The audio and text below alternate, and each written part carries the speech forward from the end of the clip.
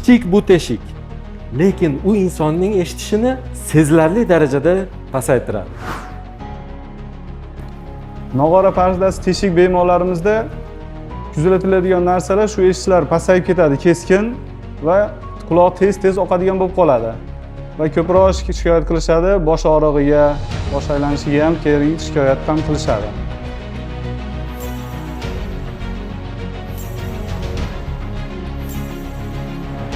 Aziz qadrdonlarim, siz bu holatda yashashga majbur emassiz. Mana hozir timpanoplastika, ya'ni nog'ora pardani tiklash amaliyotidamiz. Bu yerda quloq juda ham nozik. Har bir harakatimiz quloq eshitishiga va operatsiyasiga muhim rol o'ynaydi. Xudo xolasa bemorimiz operatsiyadan keyin yaxshi eshitadi.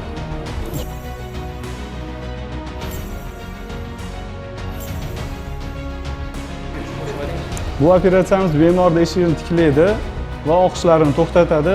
Muhimi vaqtida murojaat qiling.